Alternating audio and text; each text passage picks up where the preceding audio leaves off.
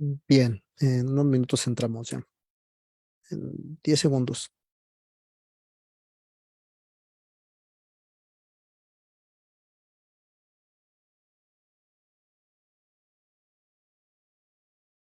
Pues buenas tardes, buenas noches, dependiendo dónde nos sintonicen. Como saben, siempre es un gusto estar nuevamente en un programa más de píldoras filosóficas, donde siempre tenemos el agrado de tener a distintos ponentes o sí, invitados y participadores dentro de este programa, el cual, como sabrán, se lleva a cabo cada fin de semana y a veces entre semana. Y como siempre, es de nuestro agrado tener a distintos ponentes, ¿no? En esta ocasión, como hemos estado señalando, y se habrán percatado, últimamente todos nuestros programas han ido orientándose hacia el área del arte, lo cual me parece grato porque hemos tenido a gestores culturales, curadores de arte, eh, gente que está laborando con la parte estética, algunos filósofos, otros, sí, la mayoría filósofos, pero ahora tenemos el agrado de tener a un amigo antropólogo que es eh, Carlos Rojas. Es antropólogo y especialista en historia del arte por la UNAM. Ha sido articulista cultural del periódico Contrarréplica. Actualmente es profesor en la licenciatura Arte y Patrimonio de la UACM. También ha dado clases en el Sistema Universitario Jesuita y en el Diplomado Formación de Guías Turistas del INAH. Se dedica a la divulgación de las prácticas artísticas y al estudio del arte contemporáneo latinoamericano. Algunas de sus publicaciones de Carlos son La periferia y pandemia, desafíos para generar nuevas prácticas de exhibición de arte contemporáneo, Introduction, Zapantera, Negra. Ujú. Y modos de hacer y modos de usar estrategias sociales en la construcción popular de prácticas de arte contemporáneo en Chiapas. Bueno, como había mencionado, pues él tiene una columna en periódico Contrarréplica donde pueden leer algunas de sus aportaciones relacionadas con el área estética o del arte. Si más por el momento, bueno, el tema que, como sabrán, vamos a estar abordando el día de hoy tiene que ver, como les dije, con esta cuestión del arte y pues lleva por título esto que podemos llamar arte contemporáneo y autonomía estética. Pues bien, Carlos, es un gusto tenerte aquí. La verdad, es grato. De hecho, nos tiene preparada una presentación y pues va a ser muy agradable tener a Carlos, ¿cómo se llama? Dándonos una especie de, sí, plática acerca de estos temas que, como bien he señalado, tiene una relación, un vínculo transversal con la filosofía. Si bien más, adelante, Carlos, yo te preguntaría, bueno, no sé si quieras entrar con la exposición o quieras darnos una pequeña introducción muy breve, con tus propias palabras. Entonces, adelante, te cedo el micrófono, Carlos. Hola Fabián, ¿qué tal? Buenas noches a todas, a todos los que nos ven. Muchas gracias por sintonizar el programa y bueno, particularmente pues un agradecimiento por la invitación a poder presentar esta charla sobre un tema que me parece pues sigue siendo un tema que suscita o despierta diversas posturas, ¿no? Frente a las prácticas artísticas. Vamos ahorita, lejos de encontrar una especie de solución, vamos a plantear más bien, o la idea es abordar la complejidad, ¿no? De lo que implica la autonomía o el fenómeno de la autonomía en el campo del arte. Y pues bueno, pues si quieres podemos comenzar. Y nada más como hacer la aclaración de que la columna, ya no está, ya no tengo la columna la dejé de escribir antes de la pandemia, pero se encuentra en el repositorio del periódico Contrarréplica, ¿no? Como parte de los columnistas que colaboraron. Entonces, no sé si quieras, igual podemos, pues comenzar. Sí, adelante, adelante, adelante. Sí, te cedo. ¿Por qué hablar? Yo te preguntaría así de forma muy general y ahí tú te vas desenvolviendo, Carlos. ¿Por qué hablar? Uno parecería ser que de manera intuitiva, aún de arte contemporáneo, ¿y a qué nos referimos con autonomía estética? Que es un poco la pregunta siempre muy general. Claro, cuando hablamos de arte contemporáneo nos referimos sobre todo, por lo menos de manera cronológica, a un conjunto de prácticas que comienzan a configurarse a partir de los años 50 principalmente. Hay un periodo intermedio entre las prácticas de vanguardia y otras prácticas que se denominan de neovanguardia y que van a dar pauta a una serie de transformaciones muy importantes en las concepciones y funciones del arte, lo que significa el arte, ¿no? Entonces, cuando hablamos de arte contemporáneo, no nos estamos refiriendo a las prácticas que se realizan en la actualidad, sino a un conjunto de procesos que sobre todo tienen que ver con una modificación de lo que nosotros definimos y definimos como arte y de lo que consideramos que debe hacer o de la función que debe cumplir dentro de la sociedad. Y a grandes rasgos, algo que caracteriza muy particularmente al arte contemporáneo es precisamente la importancia que le da eh, al arte como una experiencia, es decir, el arte no sería definido desde esta perspectiva como un objeto que tiene un valor preciosista o un objeto que tiene una función decorativa y que finalmente, digamos, muestra su valor a partir de su perfeccionamiento técnico, sino entender el arte como un campo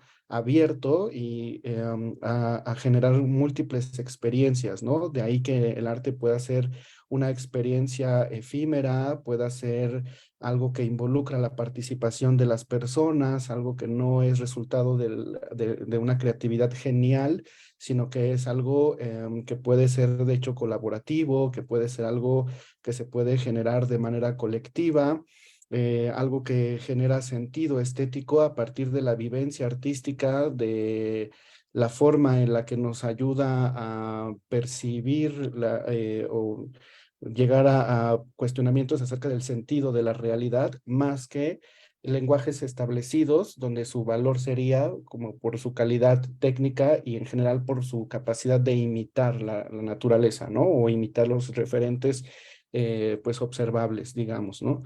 Entonces ahí sería como, esa sería como una gran diferencia para hablar sobre el arte contemporáneo y que bueno, bueno, el tema de la autonomía es muy importante porque aunque ha habido una serie de transformaciones significativas en el ámbito del arte, nosotros seguimos de alguna forma arrastrando una serie de mitos, ¿no? Y entre estos mitos, pues todavía en el imaginario colectivo está presente la figura del genio artista como una persona que nace con un don, ¿no?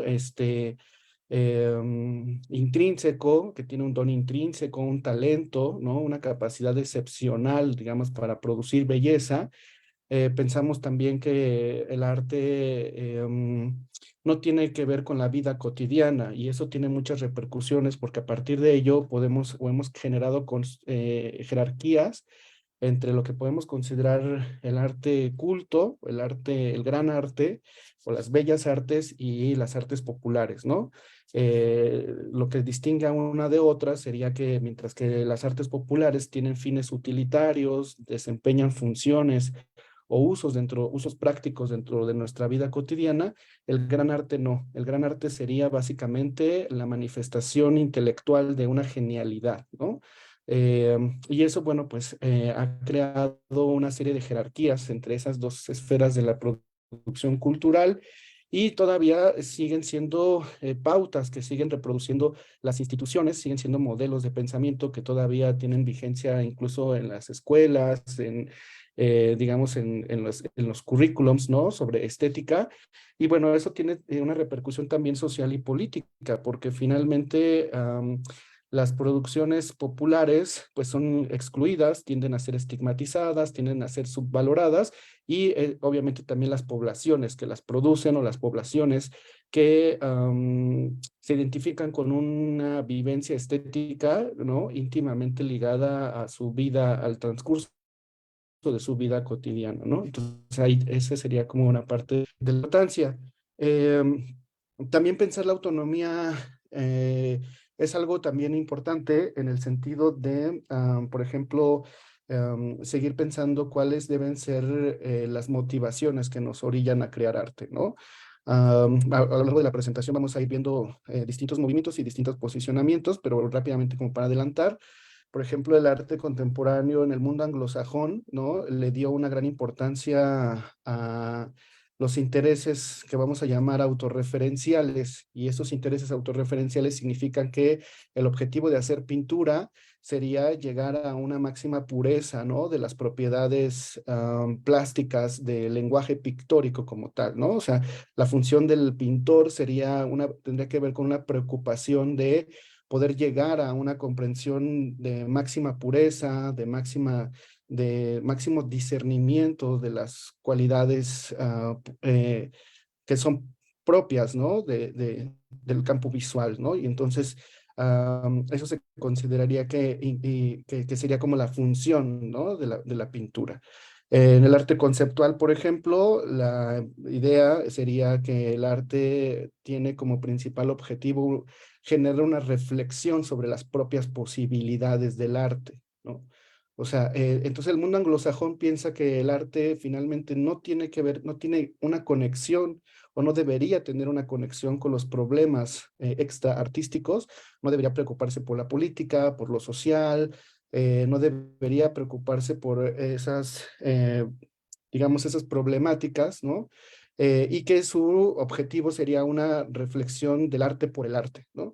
Esto es algo que va a prevalecer o que va a tener mucha importancia en las distintas prácticas contemporáneas en el mundo anglosajón, pero la forma en la que estas prácticas, el arte conceptual, el minimalismo, el pop, estos movimientos, ¿no? Que comienzan a ser importantes a partir de los años 60, finales de los años 60, la forma en la que se va a construir su recepción de ellos en América Latina va a ser totalmente distinta, ¿no? Es decir, en América Latina tenemos un exceso, un excedente de distintas problemáticas, ¿no? La desigualdad, los procesos poscoloniales, las dictaduras militares en los años, en la década de los 60, 70, en el Cono Sur, bueno, una serie de problemáticas pues muy agravantes que de ninguna manera van a poder ser indiferentes a las preocupaciones de los artistas, ¿no? Es decir, los artistas cuando comienzan a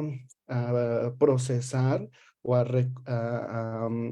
retomar estas prácticas anglosajonas, estas prácticas de arte contemporáneo, bueno, pues van a crear una resignificación de ellas, ¿no? Van a crear las van a refuncionalizar, y estas prácticas conceptuales que no tenían nada que ver con los problemas de la vida cotidiana, en América Latina sí van a tener funciones sociales y funciones políticas, muchas veces muy importantes, porque, por ejemplo, en el caso del arte conceptual en Argentina, por ejemplo, pues van a ser estrategias a través de las cuales se van a denunciar, ¿no?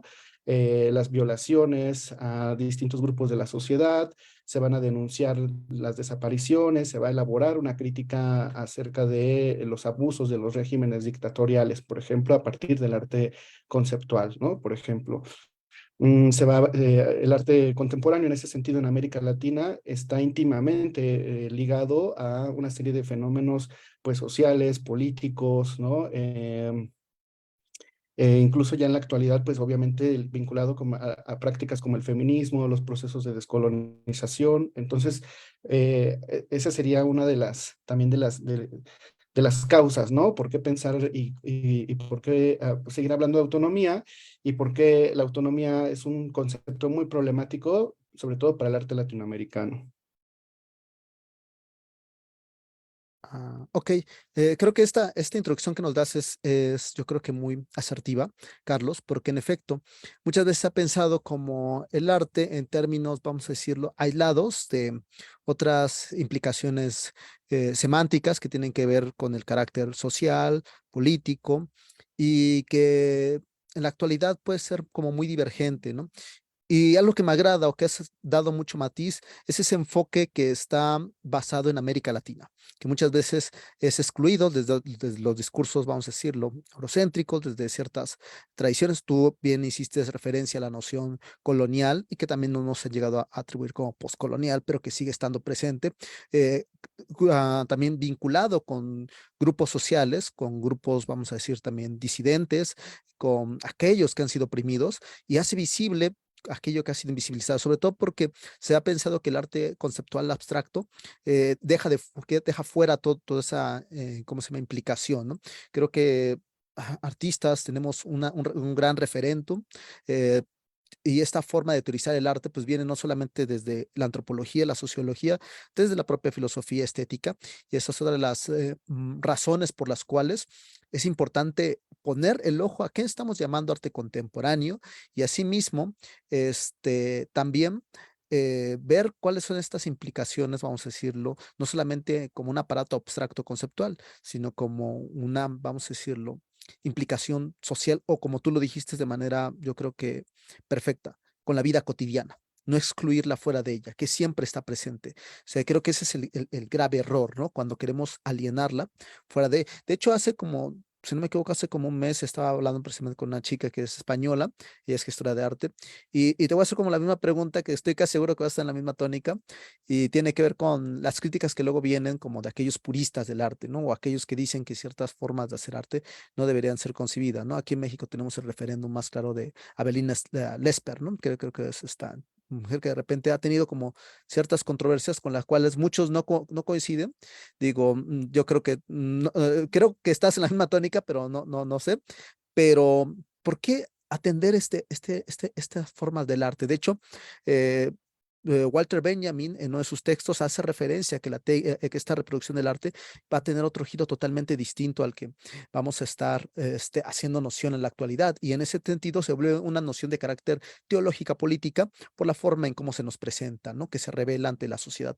Pero sin más, creo que nos ibas a hacer unas muestras o nos ibas a proyectar algunos ejemplos de estas formas de concebir el arte conceptual y sobre todo esta estética, esta autonomía estética que como dices, tiene gran relevancia en términos de la autonomía para poder ver cómo se ha replanteado las nuevas maneras de, eh, vamos a decir, de hacer unas aportaciones a partir del siglo XVIII, XIX y que marcan el principio del XX y con todo el oleaje del pop, de cómo se llama, ay, se me fue las otras corrientes, pero que hoy tenemos más en boga, ¿no? Si quieres, iniciamos con ello, Carlos. Ujú. Sí, claro que sí, Fabián. Igual, bueno, tengo una presentación y voy a tratar pues de ser como muy breve. Digo, hay varias imágenes, hay varias información, pero bueno, bueno, este sería como el inicio un poquito de la presentación. Y bueno, lo que me gustaría primero, de lo primero que me gustaría hablar un poco para entrar directamente ya al tema es que el fenómeno artístico, tal y como nosotros lo conocemos en la actualidad, es una construcción relativamente reciente, ¿no? Que la podemos ubicar sobre todo en el periodo del Alto Renacimiento, es decir, hacia el siglo XVI. Durante la Edad Media, digamos, es muy difícil poder identificar la figura del artista como esta persona que tiene una genialidad, que tiene una capacidad intelectual excepcional o por encima de las otras personas. Realmente no tenemos una figura del artista como tal, tenemos más bien a una serie de personas que se dedican al campo de la pintura, la escultura y simultáneamente también a otras actividades, ¿no? Es decir, sus trabajos no tienen esta jerarquía frente a otras actividades, ¿no?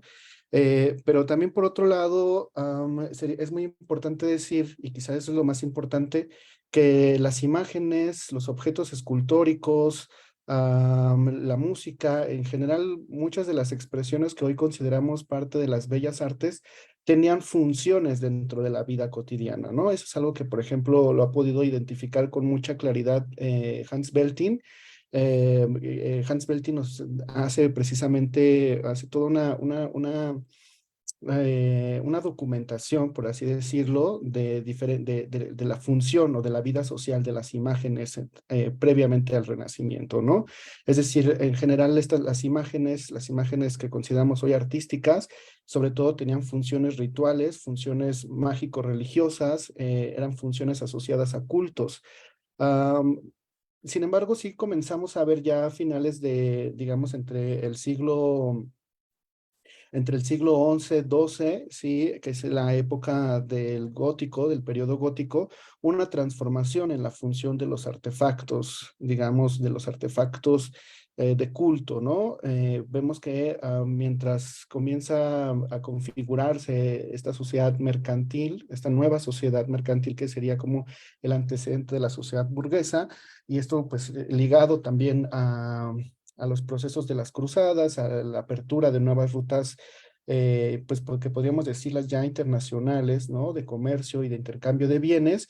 Bueno, pues la rigidez del sistema feudal o de la sociedad feudal comienza a modificarse, comienza la emergencia de una pequeña clase o de un pequeño sector de la población que practica el comercio. Y bueno, una forma de distinguir estas jerarquías simbólicas o estas separaciones entre los grupos sociales va a estar relacionado con la adquisición de determinados artefactos, artefactos que anteriormente eran de uso exclusivo para cuestiones rituales, para cuestiones religiosas, de culto, van a comenzar a finales del periodo, de este periodo entre el siglo 11 y 12, ¿sí? A convertirse también en manufacturas de lujo, ¿no? Es decir, los objetos, algunos de los objetos, de estos objetos, eh, digamos, que tenían este carácter ritual, pues van a comenzar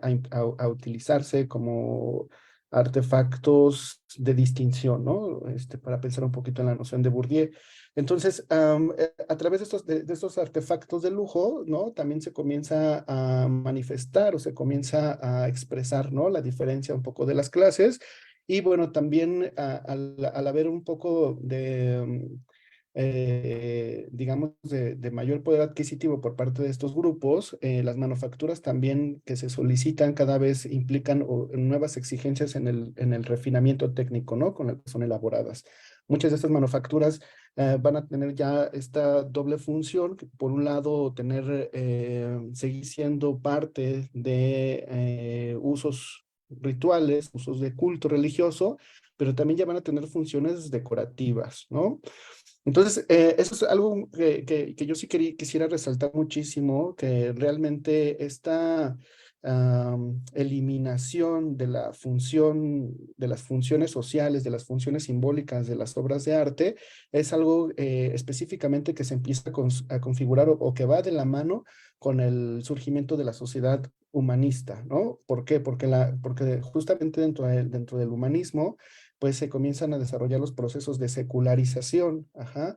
Entonces, muchos de estos artefactos, pues, van a comenzar a ser paulatinamente valorados, más por sus cualidades intelectuales en su proceso de elaboración o en el contenido mismo de ellos, que por las anteriores funciones que tenían, ¿no?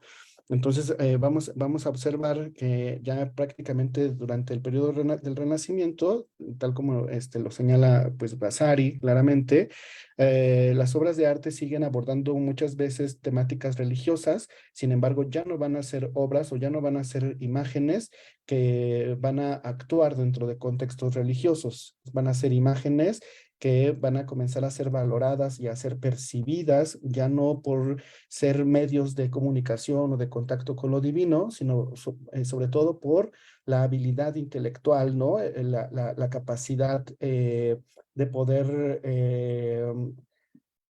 reproducir los fenómenos observables de la naturaleza, ¿no? Es decir, por la capacidad de, digamos, de transferir intelectualmente a una imagen las propiedades con las que nosotros observamos, ¿no? La realidad. Es decir, sobre todo, por ejemplo, con el descubrimiento de la perspectiva en el periodo del 480 italiano, se le va a dar una gran importancia a la composición analítica de las imágenes, ¿no? Es decir, en una imagen se intenta reproducir estas sensaciones de profundidad, estas sensaciones de armonización, estas sensaciones de matematización de la realidad, de tal manera en que en una imagen podemos hacer una representación analítica de las cosas, ¿no? Entonces eso es algo que va a ser muy valorado y se va a considerar como un rasgo distintivo de estas nuevas imágenes que van a seguir digamos,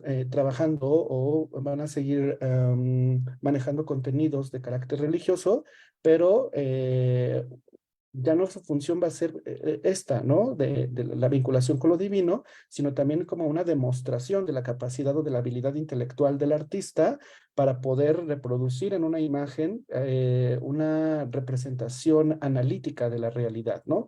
Y por eso la gran importancia que se le va a dar a las composiciones, a las proporciones, a la representación anatómica de la figura humana, ¿sí? Todos estos rasgos pues van a ser indicadores precisamente de esta superioridad intelectual, de esta nueva figura que está emergiendo en el Renacimiento, que es el artista, ¿no?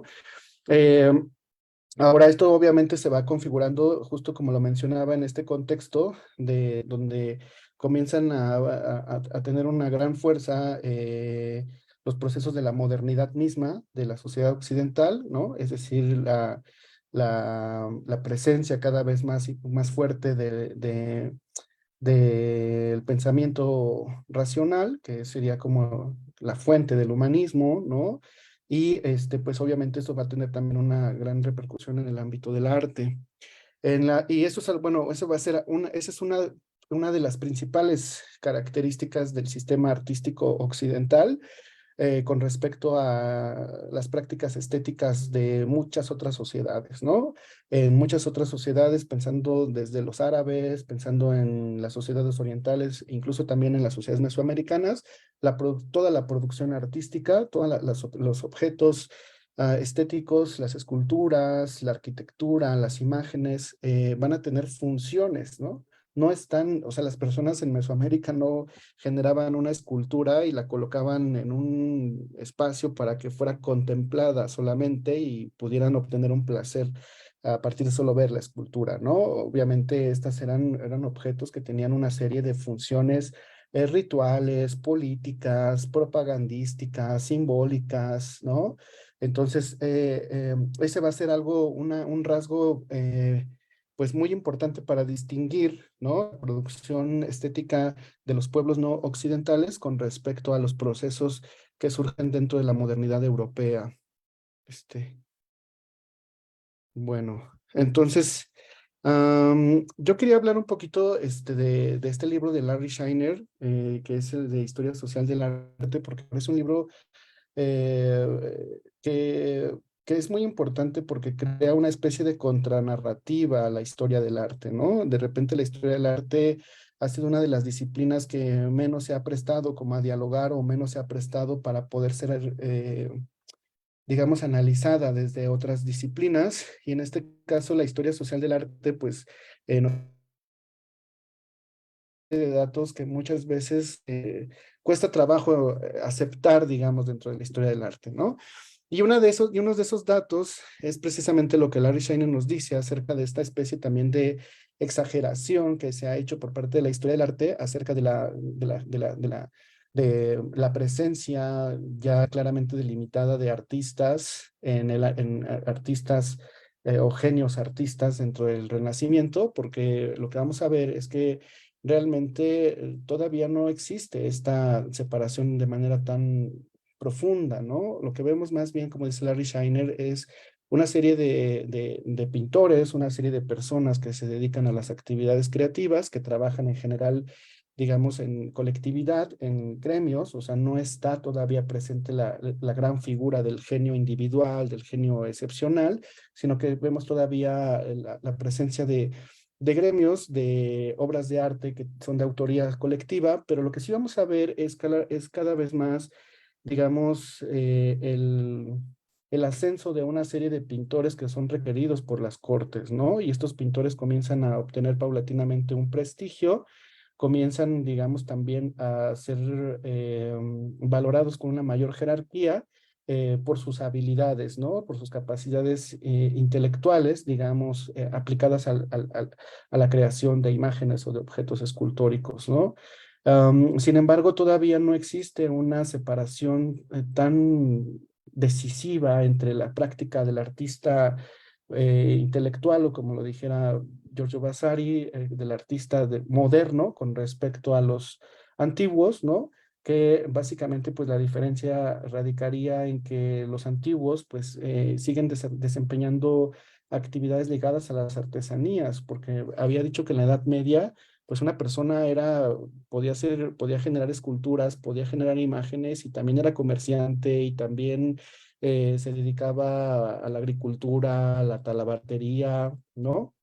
Entonces, pero sí, Larry Scheiner nos da un panorama de, digamos, de este comienzo, de comenzar, de este comienzo en donde comienza a destacar, en donde destaca, ¿no? En el Alto Renacimiento, sobre todo ya la figura de un artista que se distingue del resto de otros productores justo por esta capacidad analítica, ¿no? De ir generando imágenes eh, digamos, en donde hay una influencia intelectual, ¿no? En su desarrollo.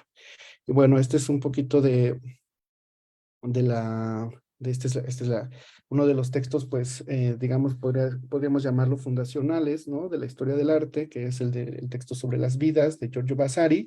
Y bueno, en este texto es muy importante porque también pues está mezclada también un poco como el trabajo documental con el trabajo, por así decirlo, literario, ¿no? Hay también una serie de, digamos, hoy podemos llamarlas así, como de idealizaciones de, de registros un poco como exagerados, ¿no? Sobre las características de los distintos artistas que va describiendo Basaria a lo largo de estos tres periodos que configuran el proceso del Renacimiento.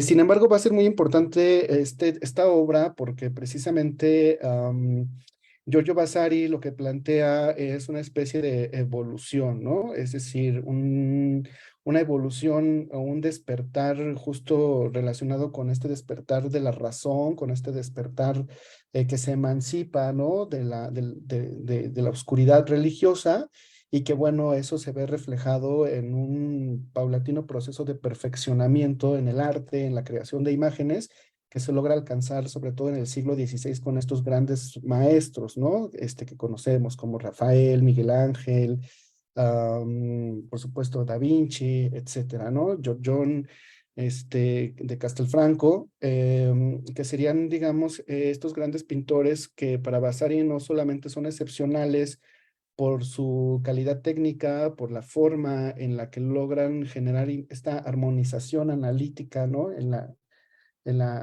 organización de los componentes de una imagen, sino también porque logran transmitir lo que él llama una gracia, ¿no? O alcanzan una manera en donde se combina, por un lado, la razón con lo que podríamos llamar una sensibilidad, ¿no? En la representación de las imágenes, de las escenas, de las características de los personajes.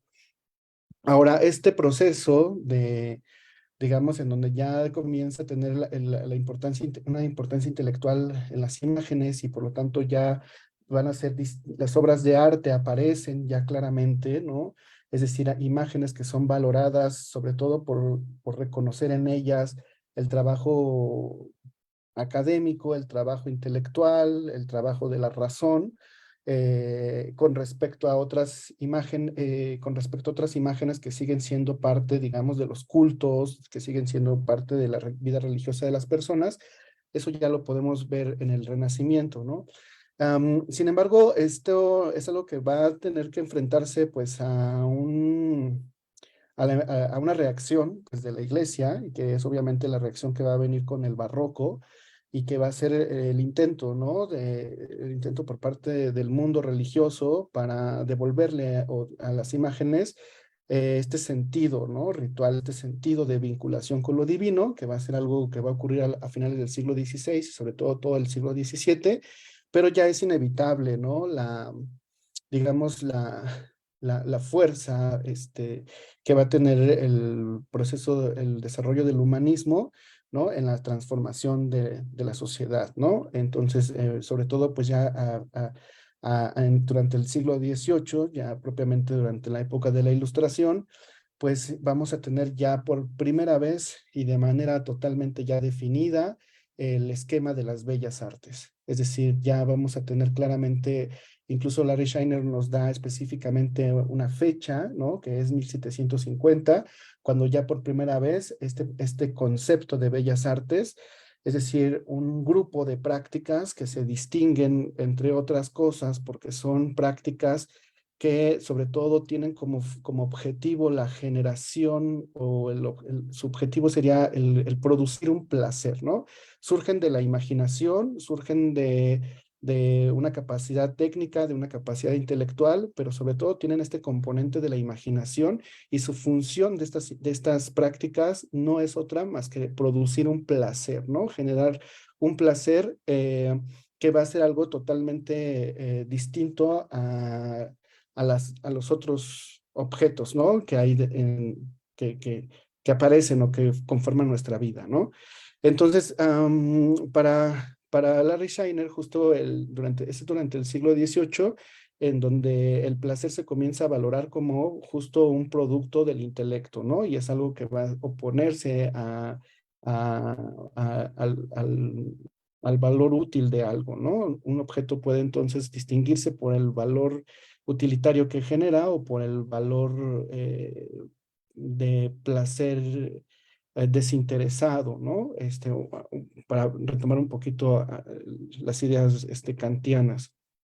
Entonces, el placer estético que una persona puede, eh, digamos, desarrollar es resultado de su capacidad, ¿no? Para poder identificar, o es resultado de la razón, ¿no? Este placer estético está totalmente vinculado con las facultades de la razón, con las facultades cognitivas, y que dentro de la visión de la ilustración se considera que justo las personas que obtienen un placer estético es porque tienen o han perfeccionado sus facultades racionales que les permiten identificar, ¿no? Las propiedades o las cualidades armónicas, las cualidades bellas de un objeto.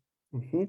Y que, bueno, ellos van a tomar hasta cierto punto durante el siglo XVIII una gran influencia de las discusiones eh, sobre los fenómenos estéticos que se desarrollan en la antigüedad clásica y sobre todo va a haber una influencia de un pensador que es muy importante, que es Winkelmann, y que Winkelmann en su interpretación sobre las esculturas griegas, sí, pues él señala que gran parte de su virtuosismo estético no es solamente esta habilidad, digamos, técnica del escultor, ¿no? Para poder generar estos cuerpos, sino es sobre todo la capacidad de poder comprender y de representar, ¿no? Lo que él llamaba como la, la serena grandeza, ¿no? La digna gracia y la serena grandeza. Y esa serena grandeza se refiere sobre todo a la superioridad de la razón, ¿no? Respecto a las emociones, ¿no? Respecto a los placeres sensoriales, respecto al cuerpo, ¿no? Entonces, para Winkelmann, la virtud estética de las esculturas griegas básicamente consiste en que siempre aparece en ellas el espíritu de la racionalidad, ¿no? Aún en las situaciones más trágicas o más dramáticas, las figuras o los personajes representados en las esculturas, ¿no?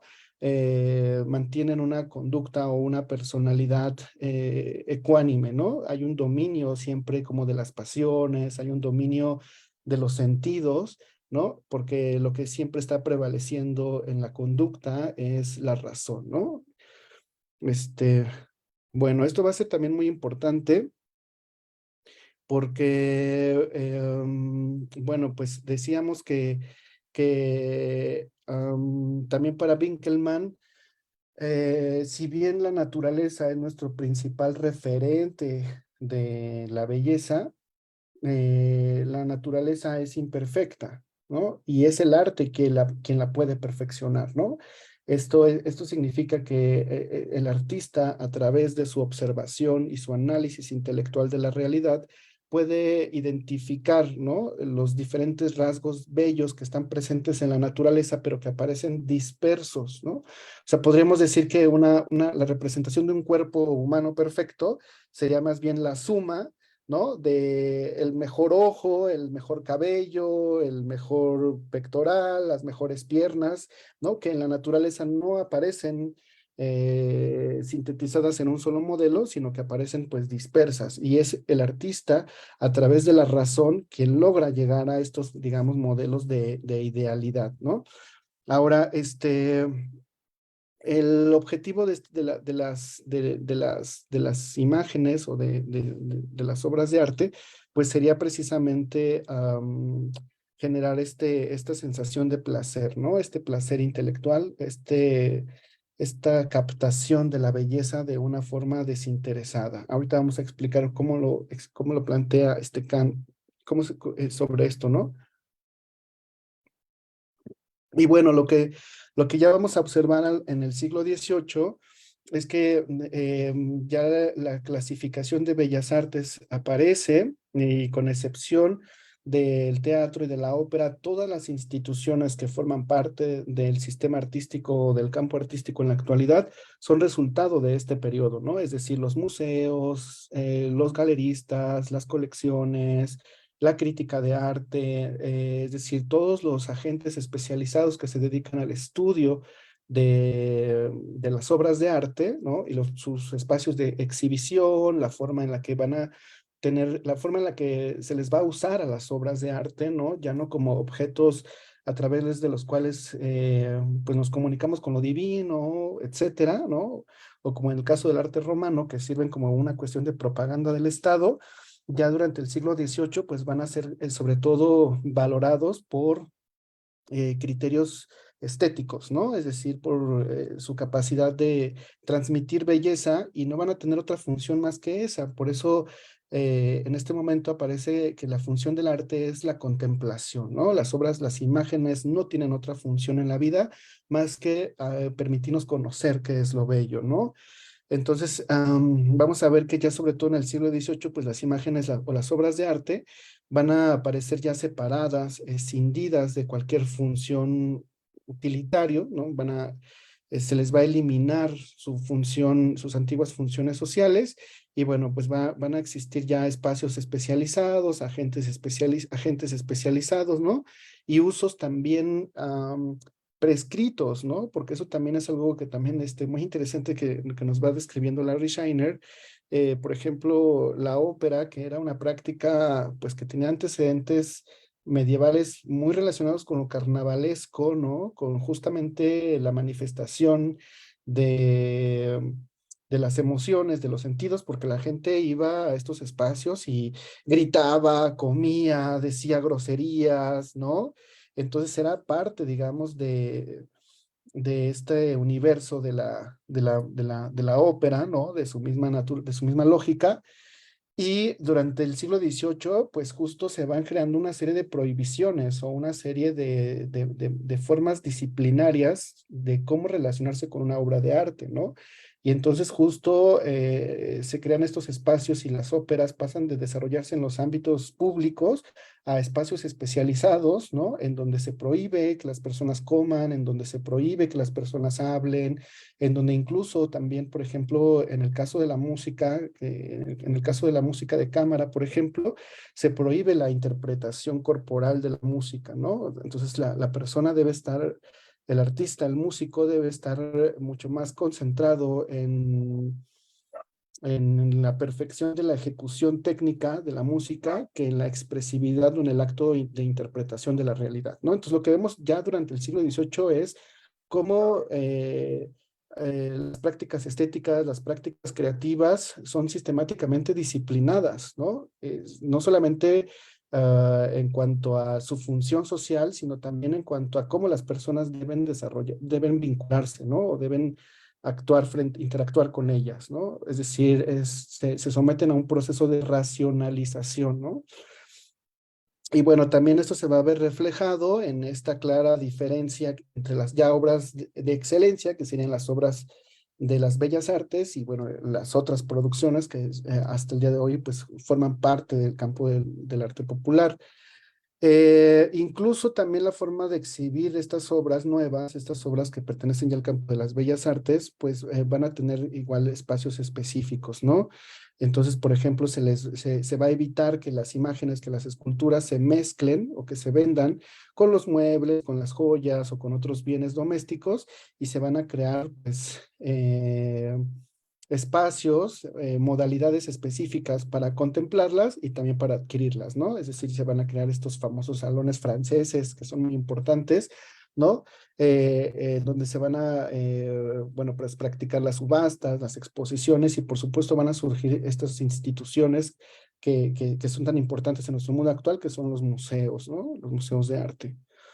Bueno, entonces, para pasar un poquito, algo que también es muy interesante, que este proceso de racionalización de las imágenes o esta autonomización de las imágenes de las obras de arte, pues tiene una serie también de repercusiones sociales, ¿no? Porque muchas veces las personas, pues evidentemente se vinculaban con las imágenes de una forma más, por así decirlo, democrática, ¿no? Es decir, las personas pues a finales de la Edad Media, obviamente, su manera de acceder a las imágenes era sobre todo en los espacios religiosos, y en los espacios religiosos pues entraba una diversidad de población, ¿no? Ya con las obras de arte, ¿no? Es decir, se van a crear destinatarios específicos a quienes mostrárselas, ¿no? Se van a empezar a conformar estos públicos de arte. Por ejemplo, nos dice Larry Scheiner también, ¿no? Que aunque tenían supuestamente esta idea, pues digamos que las obras, las imágenes siempre, digamos que persiguieron una exhibición pública, ¿no? Pues su intención de llegar a la totalidad de la población no era algo que le importaba a todos los artistas, ¿no? A los artistas les interesaba sobre todo llegar a ciertos sectores de la población, ¿no?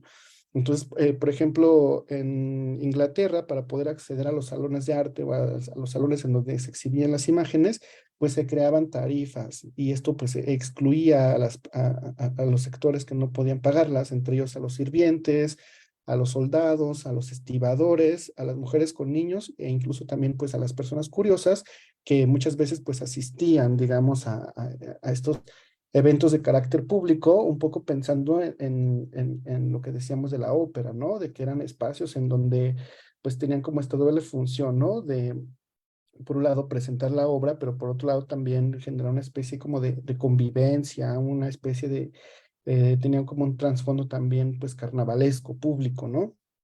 Ya con la institucionalización en el siglo XVIII, pues estas imágenes van a tener otros contextos totalmente distintos, ¿no? Para mostrarse. Y bueno, lo que quería mostrar era un poquito, ya para pasar así en las imágenes, lo que quería mostrar era también cómo, pues a lo largo de la historia, digamos, del arte de diferentes culturas, pues vamos a ver que los objetos estéticos, los artefactos artísticos, pues siempre han tenido funciones, ¿no? Han tenido funciones sociales, rituales, simbólicas, políticas, documentales, históricas, etcétera, ¿no? Y bueno, lo vemos, por ejemplo, aquí en el caso de estas vasijas, hay muy pocos registros, ¿no? De la pintura, de imágenes de pinturas griegas. Muchas de las obras visuales griegas las podemos percibir hoy en día, pues gracias a su presencia en los artefactos como estos, ¿no? Como estas vasijas que evidentemente pues tenían funciones, o sea, servían para conservar en ella agua, aceite, o incluso también eran objetos que participaban en los cultos religiosos, ¿no? Es decir, las personas, los griegos, no creaban estos objetos y después los ponían, digamos, como en ay, se me fue ahora, una pátina para que los contemplara las personas, ¿no? Evidentemente estos objetos pues tenían un uso dentro de la vida diaria. Bueno, en el caso, por ejemplo, del arte romano, pues gran parte de sus trabajos, del relieve, ¿no? Que van a desarrollar, y de las obras como los arcos o los monumentos. De hecho, los romanos se caracterizan por eso, ¿no? Por desarrollar un arte o desarrollar una arquitectura, una serie de objetos con carácter artístico, pero que van a tener funciones políticas muy importantes, ¿no? Entonces, por ejemplo, en el caso del relieve, pues tenía la función de, sobre todo, de conmemorar, de servir como propaganda, ¿no? Para un poco como exaltar las acciones del Estado, las conquistas, ¿no? Que llevaban a cabo.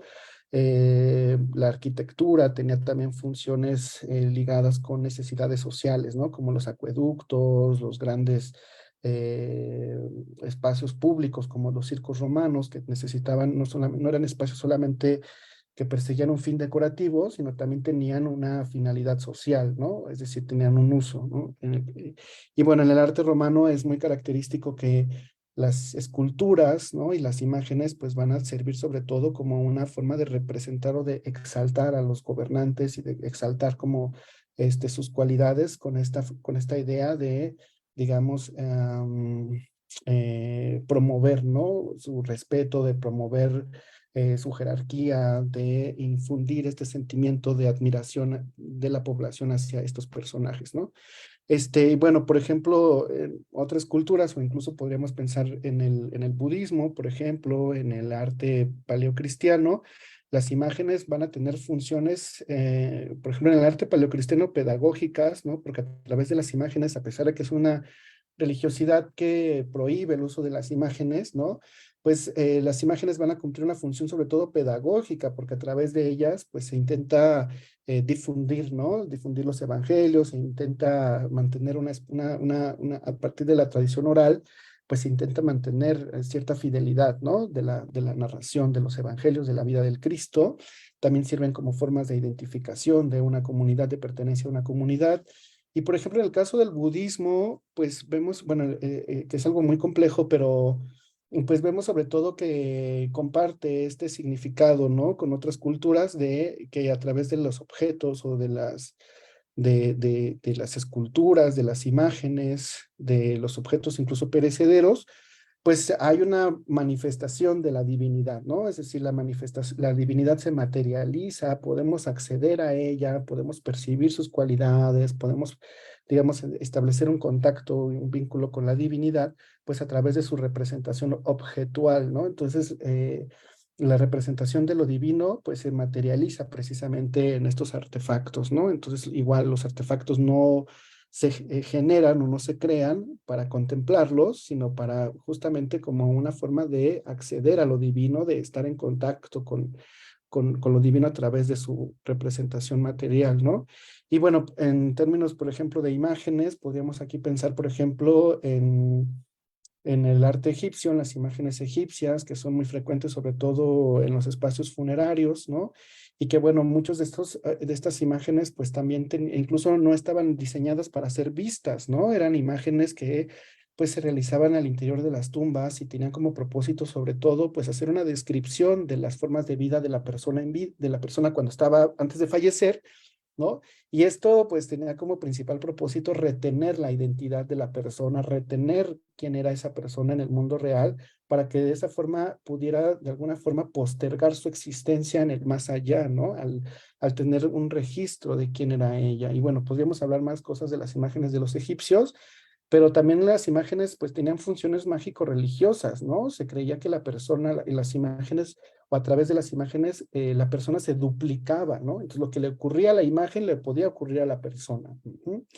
Igual lo podemos ver, por ejemplo, en algunas escenas aquí, por ejemplo, en los murales de Calakmul, ¿no? Que también tienen esta función descriptiva, esta función de alguna forma, pues, documental, ¿no? Que buscan también, se busca a través de las imágenes dejar un testimonio de la vida de las personas, ¿no? Entonces las imágenes, pues, tienen estas funciones. Y bueno, pensando en los objetos escultóricos, ¿no? Pues, por ejemplo, aquí vemos a Xipitotec, ¿no? Que obviamente es una deidad muy importante en Mesoamérica, ligada con la renovación de la primavera, es un objeto, pues, incluso que tiene, varios aditamentos, ¿no? Porque tenía, se piensa que tenía también pelucas, se le ponían, pues, algunas indumentarias, y cuando ya era su festividad, bueno, pues se le colocaba una piel, ¿no? Nueva, de una persona que había sido desollada. Y las grandes máscaras que fueron sobre todo todo el arte etnográfico, ¿no? Del siglo XIX, que es muy importante para el primitivismo del arte moderno, pues evidentemente cuando los artistas modernos observan este tipo de obras, ¿no? Por ejemplo, esta máscara de los Wagyu del norte de Canadá, pues las observan como objetos etnográficos, ¿no? Como objetos que dan testimonio de las características de una cultura, pero evidentemente, pues estos objetos en sus contextos originales, pues tenían funciones mágico-rituales, ¿no? Eran empleados como también formas de contacto con lo divino, eran objetos que, pues, no representaban, más bien a través de los cuales los espíritus se manifestaban, ¿no? Y cumplían una serie de funciones pues muy particulares en cada contexto y funciones también especializadas, ¿no? Entonces estos objetos cuando son extraídos de su contexto, pues se convierten en objetos etnográficos, en arte primitivo, y pues también se les separa, ¿no? Se les anula pues todas sus funciones sociales, sus funciones rituales que originalmente pues tenían, ¿no? Este, por ejemplo, esto también es algo pues muy interesante, que son las esculturas votivas en Mesopotamia, es una práctica que hasta el día de hoy pues seguimos realizando, ¿no? Y yo creo que seguiremos realizando, es decir, nosotros nos representamos a nosotros mismos en esculturas o en estas figurillas, ¿no? Y las colocamos en los espacios sagrados y entonces al colocar nuestra figura o nuestro doble, ¿no? En los espacios sagrados, en los espacios protegidos por las divinidades, pues esperamos que precisamente también esa protección nos alcance a nosotros como personas, ¿no? Y esto es algo fascinante que, por ejemplo, lo explora muy bien Avi Barbour. Avi Barbour, que es el gran historiador del arte que se dedica a estudiar la persistencia del paganismo, ¿no? En las prácticas del Renacimiento. Y bueno, él lo que propone es que a pesar de que hubo este fuerte proceso de secularización de las imágenes, pues muchas prácticas artísticas siguieron teniendo remanentes paganos, ¿no? Es decir, siguieron teniendo remanentes ligados con lo que podríamos llamar la superstición, ¿no? O otros significados mágicos religiosos en esas imágenes que hoy pues se nos presentan como obras de arte, pero que en su momento pues siguieron ocupando estas funciones mágico-religiosas, ¿no? De acuerdo con Avi Barbour. Incluso la percepción que tenemos del arte de la época clásica, específicamente del arte griego, pues nosotros lo concebimos como un arte que tiene una función específica que ligada como a la contemplación de lo bello, ¿no? A la creación de lo bello. La verdad es que no, la verdad es que las imágenes y las esculturas pues tenían también funciones, ¿no? De diferente tipo. En el caso, por ejemplo, del Partenón, pues era un templo, ¿no? Y entonces, es más, mucho del imaginario que tenemos sobre las obras, clásicas, pues es esta pureza, ¿no? De su material en el mármol. Realmente no, realmente las imágenes, esas obras eran polícromas, estaban pintadas, ¿no? Dentro del Partenón, pues estaba la gran figura de la diosa Atenea, ¿no? Y bueno, aquí tenemos un poquito una representación de lo que se desarrollaba al interior de estos espacios, ¿no? Podemos ver incluso que la gran figura de la Atenea, de la diosa Atenea, muy probablemente, pues tuvo estas características, ¿no? Es decir, o sea, estaba pintada, tenía colores, todo el tiempo, bueno, pues había incluso ahí se resguardaban los tesoros de la ciudad, ¿no? Había una serie también de actos rituales cotidianamente al interior de ese espacio, ¿no? Entonces, un poquito aquí para pensar en en cómo fue, bueno, imaginariamente, ¿no? Pues vemos aquí que el interior del Partenón, pues era un espacio con mucha actividad, ¿no? Social, con mucha actividad ritual, y que, bueno, no, o sea, no era un espacio solamente para contemplar sus características, bellas, ¿no? Y, por ejemplo, otro caso sería, el Políptico de Gante, que es una obra increíble también, ¿no? Es una obra, del arte flamenco, y bueno, el políptico de Gante es muy interesante porque respondía también a las calendarizaciones agrícolas, ¿no? Entonces estaba exhibido y es un artefacto, ¿no? Que todavía tiene características litúrgicas y son artefactos como una especie que funcionaban como muebles, ¿no? Hoy ya lo percibimos más como una pintura, pero en realidad es un artefacto mobiliario, por así decirlo, litúrgico, y que además se abría y se ponía, ¿no? Dependiendo, o sea, como la fecha del año, ¿no? Dependiendo de la fecha, pues la actividad que se desarrollaba en ese momento, pues se abría una parte de él, se tapaba otra, ¿no?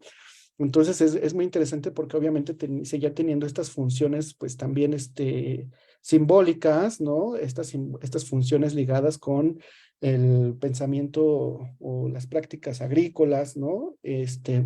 Y bueno, vemos que ya en la actualidad, pues pasó de ser una obra litúrgica, que era su sentido original, a convertirse, pues sobre todo en un documento o en un archivo histórico, ¿no? En una obra de arte, pues, ¿no?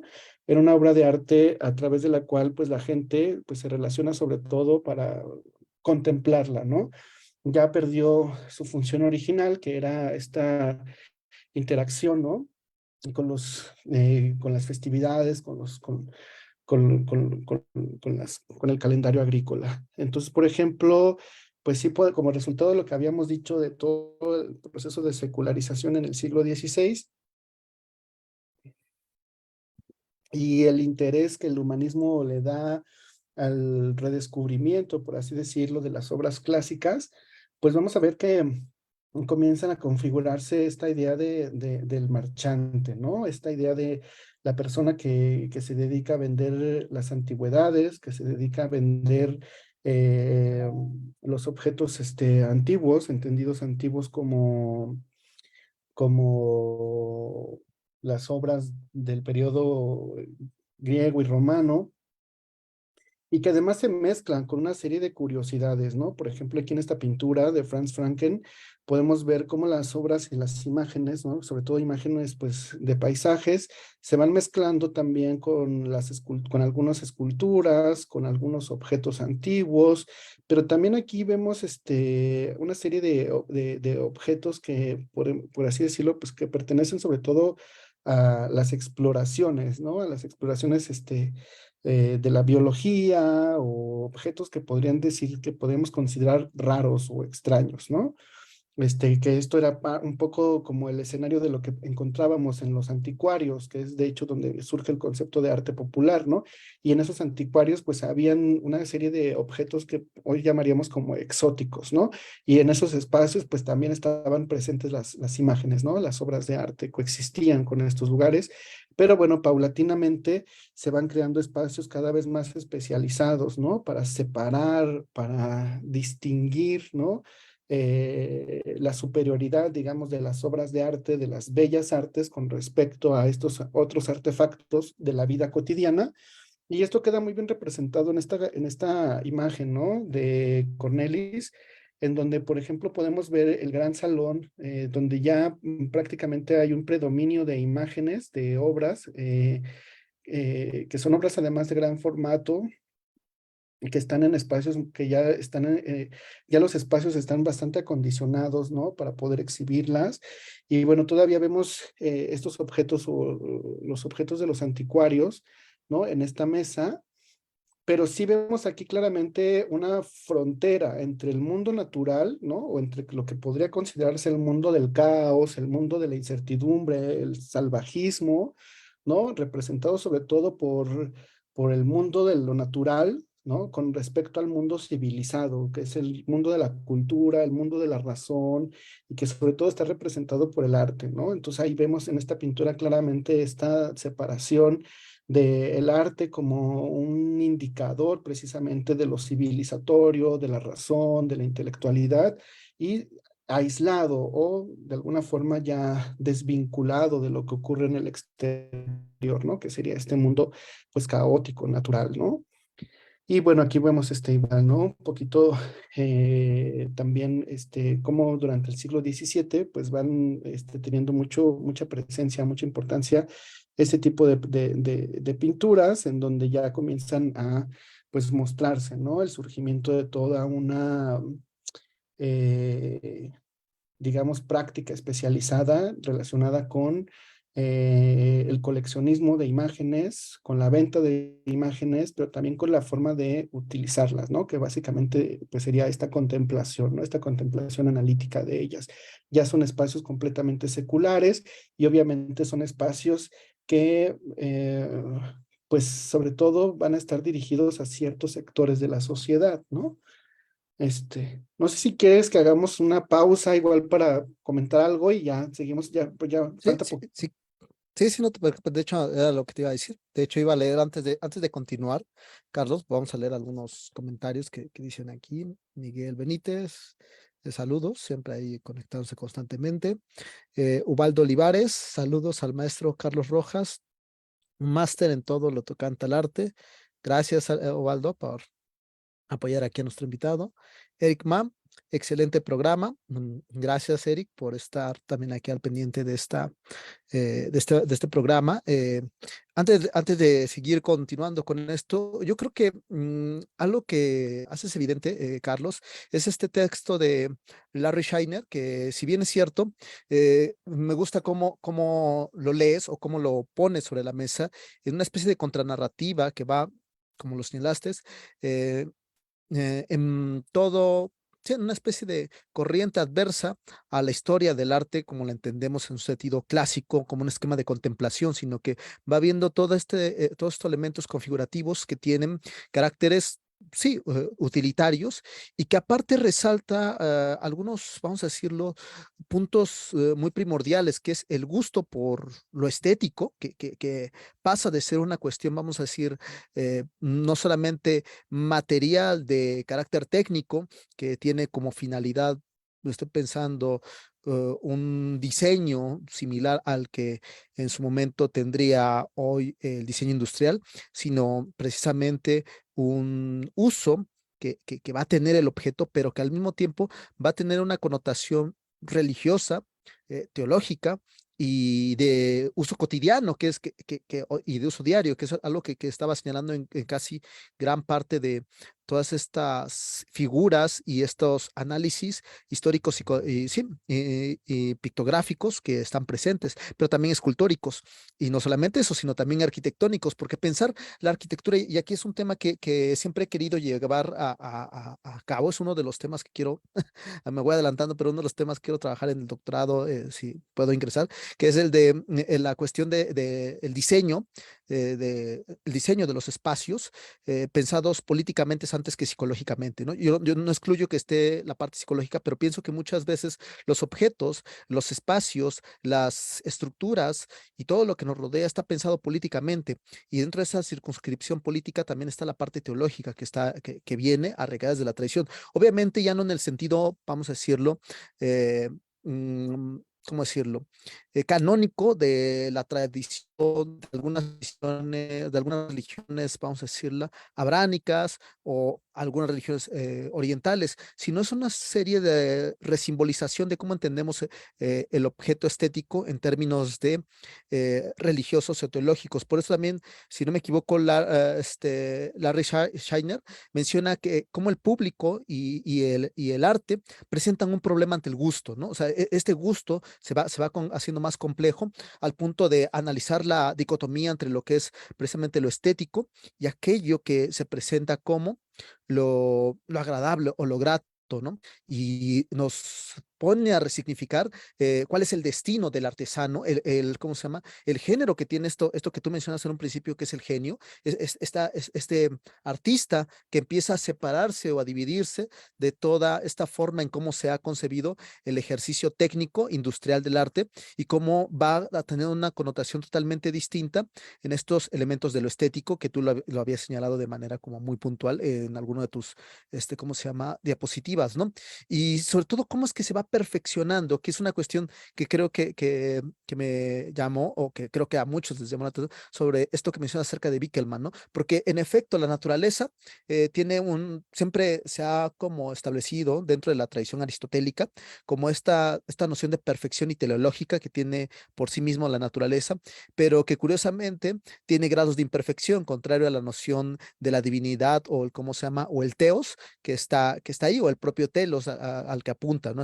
Este fin último. Sin embargo, la forma en cómo se invierte este discurso, esta narrativa, a partir de decir, la forma de perfeccionar la naturaleza no está en la propia naturaleza, sino fuera de ella, en una técnica estética, es realmente maravilloso porque rompe con toda esta transfiguración que viene arraigada de propia del racionalismo y de la tradición, vamos a decirlo, escolástica, y que viene a, sí, a resignificar las formas técnicas en cómo debemos entonces trabajar con el arte. Simplemente pienso en muchos de los autores renacentistas y creo que es por eso es un periodo que tú has estado marcando y con estas, vamos a decirlo, pinturas que nos has presentado, se pone en énfasis cómo es que la perfección cambia en un término de papeles. De hecho, el espectador empieza a contemplarse como una especie de, vamos a decirlo, de objeto de contemplación y por viceversa, ¿no? Donde el sujeto se vuelve objeto ¿cómo se llama? De representación por parte de una pintura que ha ido perfeccionando todo lo que no está configurado en el mundo natural. Y creo que eso que digo, has estado señalando me parece sumamente interesante y que viene no solamente desde la tradición occidental, como lo has señalado, sino desde algunas culturas orientales, sobre todo esta forma gigante en cómo se consume, cómo está Buda, cómo hay una interacción humano-física, no solamente de admiración, sino de acercamiento corporal que muchas veces se nos olvida porque pensamos en términos idealistas o ideológicos, no, idealistas, mejor dicho, precisamente cómo idealizamos esta noción estética. Y lo que está diciendo aquí es totalmente algo que es casi por sentido común. O sea, el acercamiento implica no solamente sentimiento y pura racionalización separada del goce estético, porque es corporal, es visual, es olfativa, es sensitiva, y en ese sentido, la dimensión material es también una especie de ontología del cuerpo y ontología de los sentidos que se secunda ante esta forma de apreciación estética. Por eso hablabas un poco de esta importancia de autonomización que tiene el arte y cómo se vuelve no tanto técnico, sino perfectible en un sentido, vamos a decirlo, sí, del tecne, de la tecné griega, de la tradición clásica, a una especie de tecnificación que marca la diferencia entre un objeto simplemente artesanal y un objeto de carácter, vamos a decirlo, ya más lúdico, que va a tener esa enaltación, que no va a tener, que no se concebía antes, pero que cotidianamente estaba en ese ir y venir del ejercicio artístico, o bueno, de contemplación artística, o mejor, ni siquiera me atrevería a decir contemplación, de vivir estéticamente. O sea, yo creo que es una forma de cotidianización del vivir la esteticidad que está presente en todo momento, ¿no? Pero que hemos como ido poco a poco modificando en un término de separar esa utilidad, de separar esa teologización a una especie de eh, suplantar un nuevo rito. Yo me atrevería a decir como una especie de nuevo rito. O sea, no es el rito religioso, pero es un nuevo rito, el solo hecho de entender también el coleccionismo. O sea, esta forma en cómo se pinta y cómo se colecciona el arte es el más claro ejemplo de cómo la pintura hace hincapié en que pasa de ser un objeto de utilidad a una especie de coleccionismo material que también reivindica las formas de estatutos, de intelectualidad, de formas de vida, de comprensión que son adquiridas por medio de un trabajo que separan al ejercicio del artista. Pienso en Caravaggio, en muchos renacentistas de su momento que fueron como un parteaguas dentro de esta tradición y que van a ser como el puntapié para el siglo XVIII y la desarticulación de ello, ¿no? Pero bueno, es como a grosso modo lo que yo diría un poco al respecto, Carlos, pero me parece sumamente interesante esto que estás señalando con estos autores y si quieres puedes continuar para ir cerrando esta parte que creo que es la que empieza a enfocarse ya a la etapa más contemporánea, pero también como más matizada del autor y sobre todo con Kant, ¿no? Que tiene criterios estéticos un tanto complejos, complejos o más bien conflictivos con algunos estetas, ¿no? Pero adelante, adelante, te cedo la palabra, Carlos. Ujú. Sí, pues muchas gracias. Yo digo, retomé un poco a Larry Scheiner, pero realmente pues hay otros, pues varios otros autores que evidentemente pues van desarrollando el análisis de cómo se fue construyendo, ¿no? El proceso de autonomización del arte, que valdría la pena seguir aclarando que cuando hablamos de autonomía nos hablamos a el arte como una esfera totalmente separada, ¿no? O desvinculada de los intereses de la vida cotidiana, una esfera cuyo objetivo es la reflexión del propio arte y que la función del arte no es otra más que producir belleza, ¿no?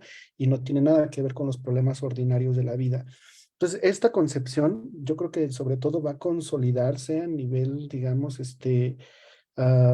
pues epistémico, digamos, a partir de la filosofía kantiana, ¿no? Con el famoso texto de Kant, que es la crítica del juicio. Y bueno, en este texto, que ha sido muy influyente en el desarrollo de la historia, vamos a decirlo así, moderna, ¿no? Del arte occidental. Bueno, pues es muy importante porque Kant justo crea esta definición autónoma del arte, ¿no? Y cuando nos habla, por ejemplo, cuando Kant define qué es la belleza, pues Kant la define específicamente como una contemplación desinteresada. ¿Y qué significa esto, no? Entonces, para Kant, por ejemplo, la satisfacción de lo bello implica una relación específicamente con las cualidades de existencia del objeto y no está relacionado, digamos, con otro tipo de preocupaciones con él, ¿no? Y lo voy a tratar de sintetizar de esta manera. De acuerdo con Kant, los objetos pueden, digamos, pueden ser apreciados por distintos intereses. Si nosotros apreciamos a un objeto por su valor utilitario, pues se convierte en un objeto agradable porque justo responde a una necesidad. Nosotros tenemos un interés previo o un interés utilitario sobre ese objeto y cuando ese objeto logra cumplir esa función, pues a nosotros nos produce una sensación de agradabilidad. Cuando un objeto lo apreciamos o lo valoramos por su carácter de bueno, entonces obtenemos una satisfacción moral de ello, ¿no? Entonces, cuando nosotros nos enfrentamos al reconocimiento estético de un objeto, o lo hacemos a través de la necesidad de su valor utilitario o de su valor moral, ¿no? Por el objeto. Pero esas satisfacciones no son estéticas, de acuerdo con Kant, ¿no? Esas satisfacciones están atendiendo a otra clase de necesidades nuestras y no a las estéticas. Entonces, para Kant, ¿no? Un poquito eh, la satisfacción estética solamente se puede producir cuando uno tiene un contacto desinteresado con el objeto, ¿no? Con el objeto, con el artefacto artístico para poder determinar si ese objeto es o no bello. Si nosotros queremos acceder a la sensación de lo bello, tendríamos en primer lugar que eliminar cualquier interés que no sea estético sobre ese objeto. Y esto va a tener una enorme repercusión porque a partir de ello, pues Kant considera que la única forma de acceder o de reconocer lo bello es justo a través de una contemplación desinteresada. Y esa contemplación desinteresada pone en juego las facultades de la razón a través de las cuales nosotros podemos reconocer las propiedades estéticas de un objeto, ¿no? Entonces, esa va a ser, digamos, este fundamento, ¿no? De la autonomía del arte, que el arte implica siempre una creación desinteresada. Si tú quieres llegar a lo bello, si tú quieres desarrollar algo si tú quieres alcanzar lo bello, entonces tendríamos que concentrarnos exclusivamente en lo bello y no pensar en otra clase de intereses o no pensar en otra clase de motivaciones para crear ese objeto, sino llegar a ese objeto solamente por el deseo de alcanzar una satisfacción estética a través de él, ¿no?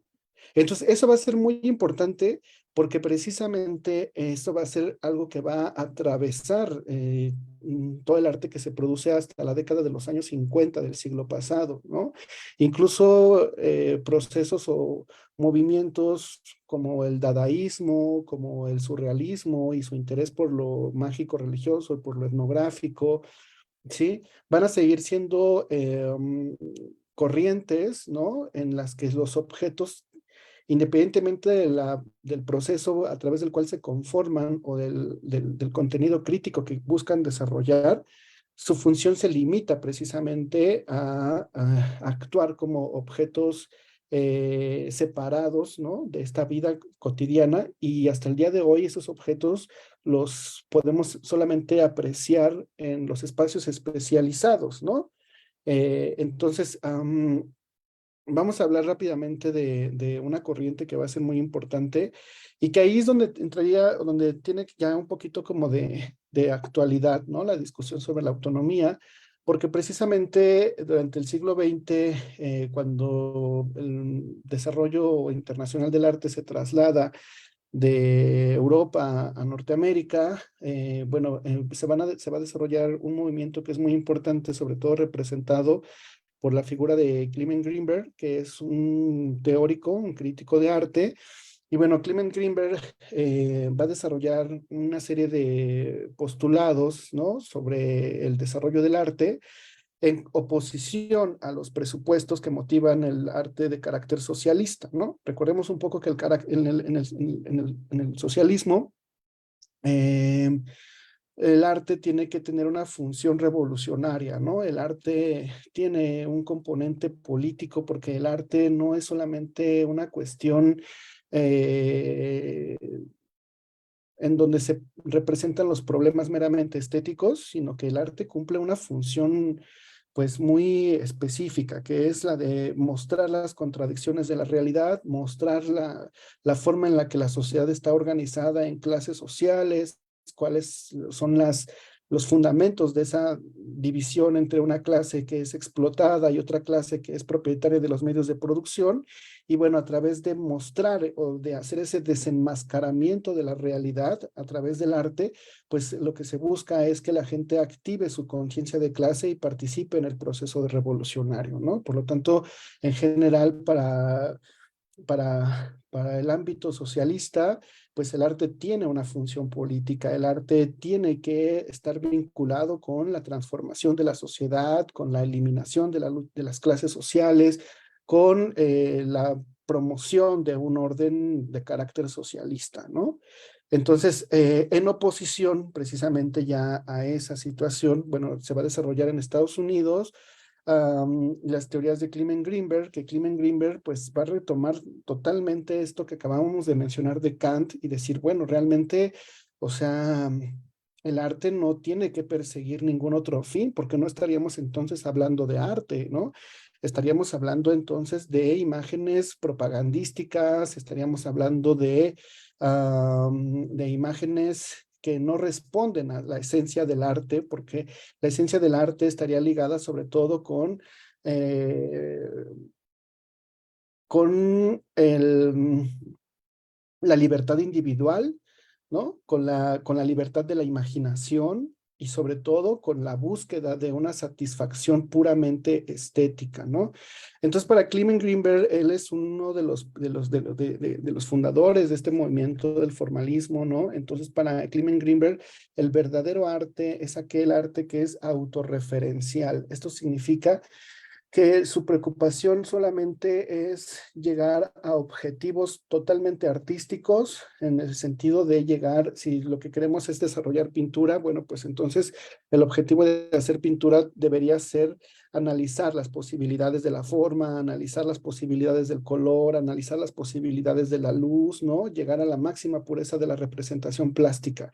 Si quisiéramos desarrollar escultura, nuestra preocupación debería ser el volumen, la masa, el espacio, ¿no? La volumetría, la tridimensionalidad de un objeto y así sucesivamente, ¿no? Con cada una de las artes, pues el desarrollo de esos procesos, de esas expresiones, debería ser totalmente autorreferencial, no tendría que vincularse o no tendrían que desarrollarse a partir de motivos políticos, sociales o para cumplir un papel dentro de la sociedad, ¿no? O sea, como que este arte tiene que ser ahí es donde ya cobra el sentido de autónomo, porque además esa autonomía es la forma en la que se protege la creación, ¿no? La forma en la que se protege el desarrollo de la libre personalidad, el desarrollo incluso de la existencia individual, ¿no? De la libertad individual, ¿no? El sujeto y su imaginación particular, ¿no? Su imaginación singular, ¿no?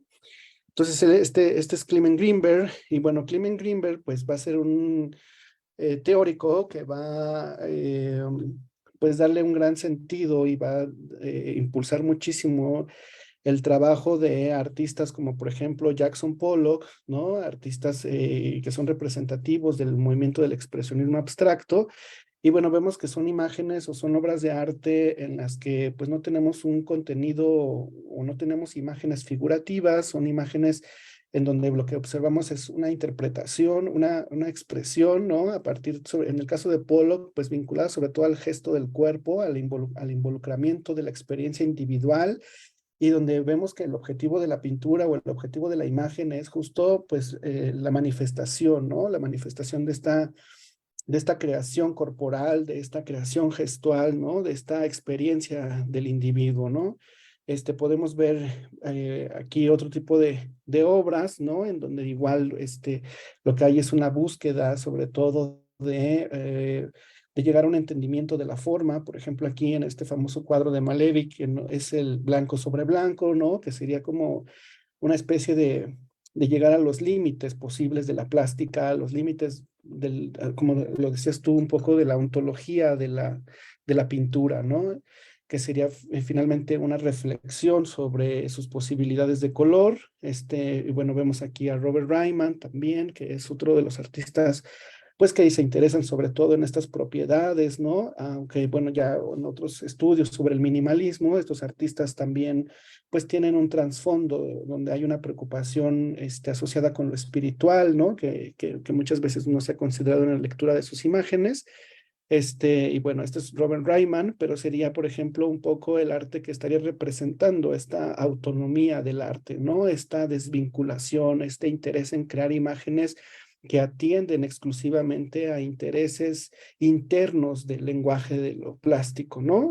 Otro artista, por ejemplo, representativo de ese mundo de esta perspectiva es Joseph Albers. Entonces, Joseph Albers también, él hace un análisis, ¿no? Muy complejo sobre la forma en la que funcionan los colores, cuáles son como las reglas o las estructuras que los rigen, cuáles son sus posibilidades de percepción, sus posibilidades de combinación, ¿no? La forma en la que actúan los colores en relación a la forma. Y bueno, va creando una serie de obras que son, pues, increíbles, ¿no? Las obras de Joseph Albers. Y bueno, en el campo de la escultura tenemos un poco siguiendo, bueno, haciendo la aclaración de que yo creo que sí a los artistas minimalistas pues se les debe leer, ¿no? A partir de otras herramientas, pero aquí, por ejemplo, lo que sí prevalece es un interés específicamente sobre la forma y sus posibilidades, ¿no? Por ejemplo, en el caso de Donald Judd, pues lo que observamos es el tratamiento o es un interés, ¿no? Por el análisis de la disposición geométrica, del volumen geométrico en el espacio, ¿no? La tridimensionalidad, pero esa tridimensionalidad en relación o como un proceso de análisis específico sobre la forma, ¿no? Sobre la forma y la manera en la que se vincula con el espacio, ¿no? Entonces vemos aquí igual obras de Donald Judd. Podemos ver, por ejemplo, a Morris, ¿no? Morris, que es también un artista minimalista, que se interesa sobre todo por las propiedades, ¿no? De estos objetos escultóricos de gran formato, de las propiedades materiales que hay en ellos. Muchos de ellos son propiedades que retoman el fieltro, y bueno, él se interesa en las texturas, se interesa como en la gestualidad misma que proporciona el material, ¿no? Se puede decir que son una especie también de evocaciones que despiertan pues emociones, ¿no? Pero que esas emociones son producto pues de las mismas propiedades del material, ¿no? Aquí estaríamos explorando las esculturas blandas, pero nuestro interés en ella es cómo van generando estos gestos, cómo van creando estas formas que nos evocan sensaciones, ¿sí? Pero totalmente desvinculadas de problemas ordinarios o de problemas de la vida ordinaria, ¿no? Igual podemos ver a Solewit, ¿no? Con sus esculturas geométricas, y de igual manera pues hay un interés por, digamos, comprender la forma en la que actúan, ¿no? Las propiedades de la geometría o de los cuerpos geométricos en el espacio, ¿no? Y bueno, pues llegan también buscan llegar a este análisis de intersección entre la forma, la luz, el color, ¿no? La geometría. Entonces, son artistas que trabajan totalmente dentro de esta perspectiva de lo autorreferencial, ¿no? El interés del arte es la forma, el interés del arte son sus propiedades visuales, son sus propiedades de interacción con el espacio, ¿no? Y en ese sentido, pues creo que la figura aquí que va a poner, pues que va a poner un poquito así como que de controversia, pues evidentemente es Andy Warhol y todo el arte pop, ¿no? Y el arte pop pues tiene una gran importancia precisamente por plantear algo contrario, ¿no? En ese sentido, pues lo que vemos, por ejemplo, con el arte pop es un interés precisamente por los objetos de la vida cotidiana, ¿no? Estos objetos que de repente pues son triviales, que son objetos que se producen en masa, que no tienen una exclusividad, que son objetos incluso que se producen de manera serial, de forma industrial, ¿no? Y que pues para Andy Warhol representan precisamente objetos que van cargados de cierta fascinación, ¿no? Y esta fascinación pues está acompañado también de toda una serie de transformaciones propias de nuestra época, una serie de cambios, ¿no? Pero el punto es ver cómo, pues aquí creo que lo demuestra claramente Andy Warhol, ¿no? En esta performance que hace, ¿no? Cómo ciertos acontecimientos que podemos decir triviales, ¿no? De la vida cotidiana, pues comienzan a ser reconocidos o comienzan a ser identificados como también posibilidades, ¿no? Artísticas, ¿no? Entonces creo que ahí en ese sentido el pop, pues generó una contribución interesante en el sentido de pues un poco de incluir, ¿no? O tener la posibilidad de que los objetos masivos, que era algo que les molestaba muchísimo a los de la escuela de Frankfurt, ¿no? Adorno, a Horkheimer, por ejemplo, ¿no? El hecho de la industria, cómo la industria cultural masificaba y transformaba los objetos que eran para generar placer contemplativo, para generar un recogimiento, de una experiencia de análisis y de recogimiento, pues ahora al volverse parte de la industria cultural, pues se masifican y se banalizan sus significados, ¿no? Pues creo que Andy Warhol lo lleva un poco más al extremo porque realmente para él incluso, pues actos, ¿no? Como por ejemplo comerse una hamburguesa, pues tiene una posibilidad, ¿no? Artística. Y bueno, pues podríamos pensar, por ejemplo, en otro gran defensor de la autonomía, que es Joseph Kosuth, ¿no? Joseph Kosuth, que es este gran teórico también, ¿no? Del arte conceptual, y que bueno, que además Joseph Kosuth, pues va a ser justo el representante de lo que hablamos al inicio de la charla, de todo el arte conceptual anglosajón, que se caracteriza por eso, por crear un proceso de arte o un trabajo artístico pues basado sobre todo en la preocupación de qué es el arte y cuáles son los límites del arte y qué no puede ser arte y cómo existe el arte. Y entonces su preocupación está pues clavada con eso, ¿no? O sea, ese es el sentido de crear arte, ¿no? El sentido de crear arte es preocuparse por el arte, preocuparse por las funciones y por los límites y lo que define el arte. Ahora, ya para ir cerrando, pues esta discusión pues tiene una repercusión aquí en México y digo, eso sería tema de otra conversación, ¿no? Pero claramente aquí en México hay este choque entre las posiciones y los artistas o la Escuela Mexicana de Pintura que piensa que el arte debe tener una función social, debe tener un compromiso político, debe tener un sentido útil para la sociedad, que en este caso sería pues promover, digamos, ciertos valores de tipo socialista, promover ciertas imágenes del pueblo, promover las contradicciones sociales que se viven, denunciar las problemáticas, etcétera.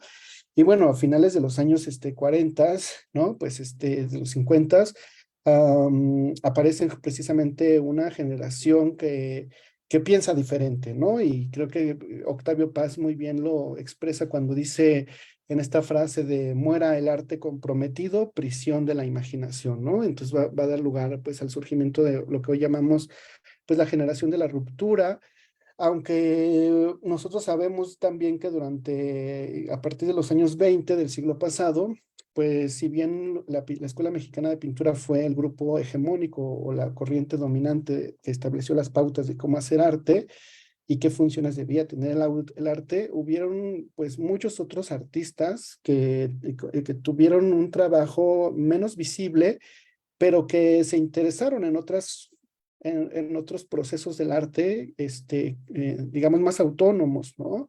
Sin embargo, esto, pues, esta problemática va a hacerse más evidente ya cuando llega esta nueva generación, que es una generación donde van a participar artistas como Lila Carrillo, como Manuel Felgueres, como ay, jole, ahorita Cuevas, se me fue, estaba pensando en otra cosa, Entonces, pues varios, Fernando García Ponce, ¿no? Günter Gerso. Entonces, muchos artistas que se inclinan por una preferencia abstracta, por la eliminación de contenidos figurativos en sus imágenes y que apelan mucho a la libertad individual, ¿no? Que apelan mucho a la exploración de temáticas que no están vinculadas con los intereses socialistas, que no están vinculadas con problemáticas directas de la sociedad, y que, bueno, van a desarrollar, van a crear el reclamo de buscar esta libertad, ¿no? De crear un arte de manera autónoma, de crear un arte que esté sobre todo basado, que tenga como principal motivación la libertad, la imaginación, la subjetividad, la interioridad, el intimismo, ¿no? Del artista, porque someter el arte a un arte, a las exigencias sociales, pues evidentemente lo que también provoca es una represión de la libre creatividad, ¿no? Entonces, en ese sentido, pues creo que la crítica que viene, que acompaña a la generación de la ruptura, pues precisamente también ahí genera esta controversia, ¿no? ¿Hasta qué punto el arte debe estar sometido, el arte debe estar normado, ¿no? ¿Hasta qué punto el arte debe tener obligaciones de carácter político? ¿Hasta qué punto la creatividad debe estar supeditada, ¿no? A intereses sociales, a intereses colectivos?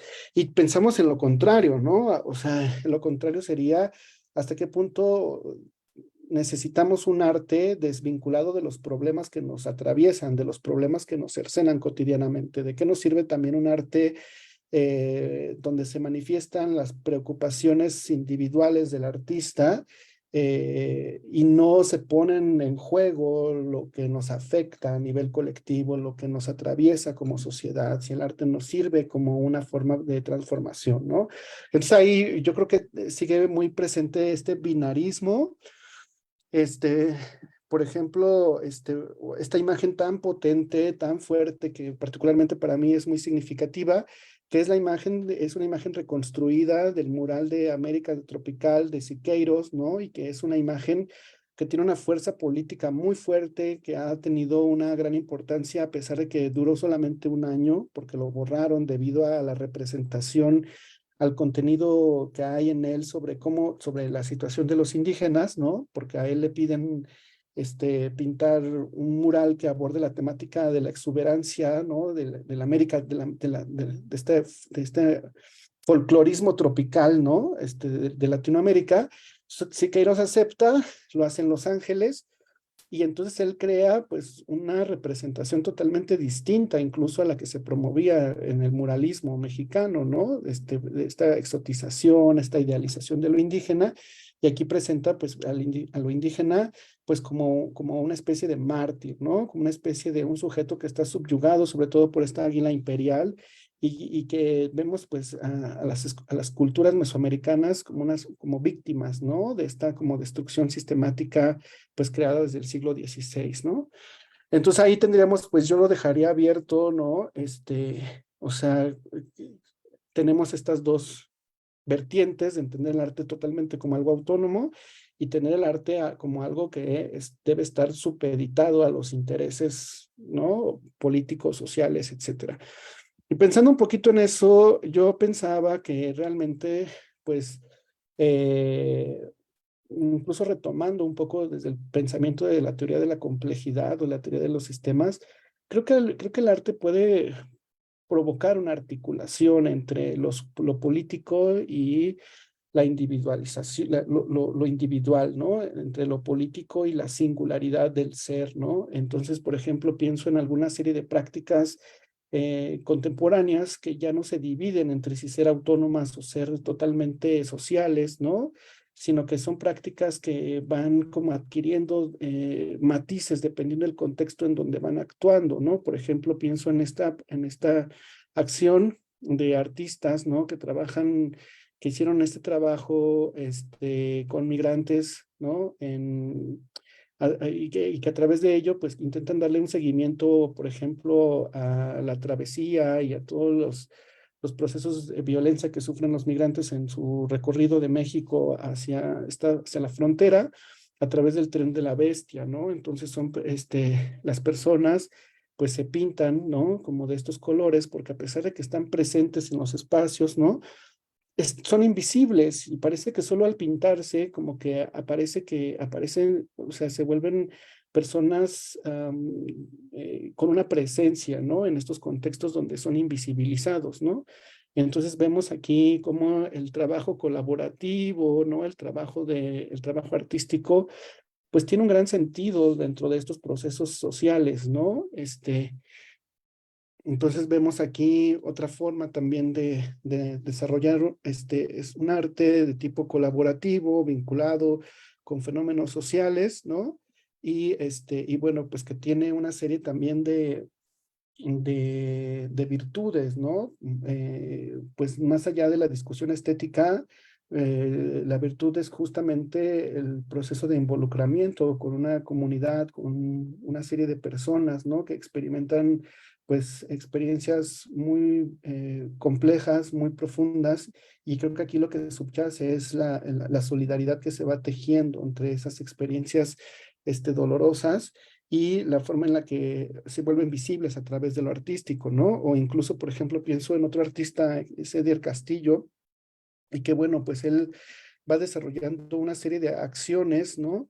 Que, que sobre todo tienen que ver con la intervención en los espacios públicos, ¿no? Aquí, por ejemplo, esta idea de un poco retomando casi como el pensamiento de los fluxus, de pensar el arte como algo lúdico, de pensar el arte como algo que está vinculado a la vida cotidiana, pero no solo en ese sentido, sino en el sentido de que el arte permite una ruptura con el curso ordinario de la vida, ¿no? O sea, aquí el arte no tiene una alusión tan directa a lo político, sin embargo, lo que está haciendo es insertar un objeto, insertar una acción que está modificando la forma en la que las personas acostumbran a percibir el transcurso cotidiano de sus días, de nuestra vida, del espacio, etcétera, ¿no?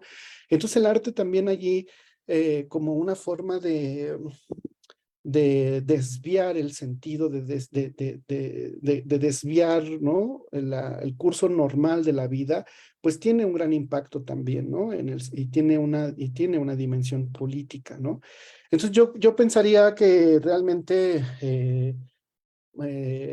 hay prácticas artísticas que logran tejer esta complejidad, ¿no? Donde por un lado la imaginación, ¿no? La subjetividad, eh, la libertad artística está presente y al mismo tiempo, ¿no? Está la posibilidad de cómo el arte puede conectarse con el mundo, ¿no? Cómo puede incidir en la vida de una persona y cómo puede, pues, mostrarnos otras propiedades del mundo y finalmente, pues yo creo que para mí sí también tendría ese sentido de que el arte al final tiene que incidir sobre nuestra experiencia para hacernos sentir diferentes en el mundo, ¿no? Y ya creo que hasta ahí lo dejaría, Fabián. Muchas gracias. Sí, no, al contrario, ¿cómo se llama? Carlos, en verdad, una exposición muy, vamos a decirlo, muy cronológica, muy bien desarrollada. Para ser honesto, me gustó mucho, sobre todo cómo vas pasando todos estos procesos de manera, pues vamos a decirlo, temática y cómo es que a partir, yo diría más que pues, una especie de resignificación de cómo entendemos la historia del arte. Me gusta cómo la vas planteando a partir de estos autores, que vienen desde corrientes estéticas, filosóficas, críticas, en fin. Aquí, antes de ir cerrando, creo que hay una pregunta de Ricardo Laguna Ramírez. Dice, ¿influye en esa posición abstracta la creación de los salones eso? ¿Crees que los murales de Tepito Arte acá también puedan ser un antecedente de este arte colaborativo? Pregunta un poco Ricardo Laguna. Ujú. Sí, por supuesto, ¿no? Yo totalmente, de hecho, bueno, los murales en Tepito tienen totalmente surgen de una iniciativa que precisamente busca descentralizar, ¿no? Las prácticas murales, porque a pesar de que, por ejemplo, se ha creado este imaginario de que el arte mural que se desarrolló a partir de los años 20 del siglo pasado era un arte de carácter público, cercano a las masas, cercano a la gente digamos, de las clases oprimidas, pues realmente no era así tan cierto, ¿no? Por eso realmente, pues lo que hablaba un poquito del mural de América Tropical, Siqueiros pues se da cuenta precisamente de estas contradicciones de estos artistas. Una, en primer lugar, son murales que se siguen generando en espacios cerrados, se generan en recintos que si bien tienen o pertenecen a instituciones públicas, no tienen libre acceso, ¿no? No en el sentido de que se restrinja el acceso, sino que son muy pocas personas las que se vinculan socialmente con esos espacios, ¿no? O es decir, las masas pues no están muy familiarizadas con esos espacios. Entonces, el hecho de que a pesar de que se les pinten estos murales, pero en espacios cerrados, en espacios donde las restricciones sociales son también fuertes, pues no los vuelve públicos, ¿no? Eso sería una. Los artistas, estos muralistas siguen trabajando bajo la idea del genio superior, ¿no? Tienen una serie de ayudantes, pero siguen trabajando sobre la idea de que el artista es un personaje excepcional que crea obras de una autoría y que tienen un valor sobre todo porque representan la creatividad o la genialidad individual, ¿no? Entonces, no necesariamente esos murales efectivamente se comportaron con un carácter o con un sentido público, y por eso Siqueiros lo que hace es, pues en América tropical, generar un mural, sobre todo, que está a la intemperie, que está en la calle, porque el mural de América tropical tenía esta función, ¿no? De ser una imagen que pudiera ser vista desde diferentes ángulos de la calle. Es una imagen que trabaja es un mural que está hecho a partir de materiales industriales. En ese sentido, es el primer mural en donde se actualiza la técnica mural del fresco, ¿no? Se empieza a utilizar el cemento blanco, las pistolas de aire, las pinturas industriales. Pero otra característica es que Siqueiros trabaja de manera colaborativa, es decir, trabaja con otras personas que para los grandes muralistas eran como trabajadores secundarios, ¿no? Como los carpinteros o otros trabajadores manuales. Siqueiros participa de manera colaborativa con estos trabajadores, ¿no? Entonces yo creo que en este sentido, lo que sucede, regresando a la pregunta, pues con todo el movimiento que se ha hecho, que se hace en Tepito, que no es nuevo además, ¿no? Sino que viene ya de una especie también de tradición, ¿no? Tenemos todo el colectivo del Tepito Arte acá, etcétera, y que surge a partir de precisamente detectar esa problemática, ¿no? De detectar que el sentido público de un espacio, de un mural o de una obra de arte es algo que se construye en la medida en que las personas efectivamente se apropian de esas imágenes, se apropian de esos espacios, y podemos ver que, por ejemplo, a pesar de que tú puedas vivir en el centro histórico, ¿no? No necesariamente entras a los museos, no necesariamente te vinculas con esos espacios cotidianamente, ¿no? Porque hay una serie también de barreras simbólicas, de barreras en términos de clase, etcétera. Entonces la gente, obviamente, lo que ha hecho a partir de los murales es de alguna forma encontrar en ese lenguaje una posibilidad de democratizar las imágenes, ¿no? Y de también de emplear las imágenes con una función, pues, social, una función de autorrepresentación de la vida de la gente que quiere generar esas imágenes.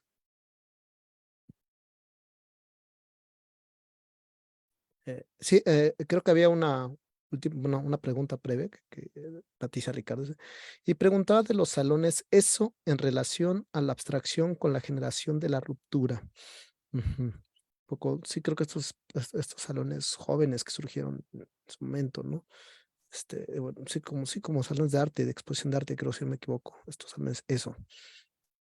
Bueno, los Ujú. salones no surgen, o sea, los salones de arte no surgen con la generación de la ruptura, ¿no? De hecho, los salones de arte ya tenían una gran presencia durante el siglo XIX, ¿no? Es decir, de hecho, durante el siglo XIX vemos totalmente la presencia ya también de un campo artístico construido dentro de la sociedad liberal, ¿no? Entonces vemos que muchos de los modelos europeos son rápidamente trasladados, incluso a finales de la Nueva España ya podemos tener un arte que podemos considerar de tipo académico, ¿no? Entonces, estas formas de percepción de los objetos artísticos como objetos excepcionales, como objetos contemplativos, como objetos superiores, es algo que ya tienen, que tenían una historia ya propiamente a finales, incluso ya de la época colonial, ¿no? Y también ya tenemos los salones durante el siglo XIX. Me parece que más bien lo que sucede durante el periodo de la ruptura es esta necesidad de alguna manera de reposicionar, ¿no? El valor de la autonomía del arte con respecto a las restricciones, sobre todo impuestas por la ideología de un grupo hegemónico, ¿no? Claramente hegemónico en México, que estaría representado, pues sobre todo por la Escuela Mexicana de Pintura, ¿no? Y que no solamente son pintores que se acaparan los espacios, que se acaparan los presupuestos, sino que además son pintores que se adjudican el derecho de poder autorizar qué es o no artístico y qué o no puede ser arte y cuál o no debe ser el objetivo del arte, ¿no? Entonces creo que en ese sentido, pues la, la, la, la importancia histórica del movimiento de la ruptura, pues sí tiene un gran sentido, ¿no? Sin embargo, al mismo tiempo, pues como decías un poco tú, hasta qué punto este arte de la ruptura, este arte que persigue intereses meramente individuales, meramente de pureza de lo artístico, pues de alguna forma, en primer lugar, es algo democrático y en segundo lugar, pues contribuye, ¿no? A la enorme cantidad de problemas que tenemos, ¿no?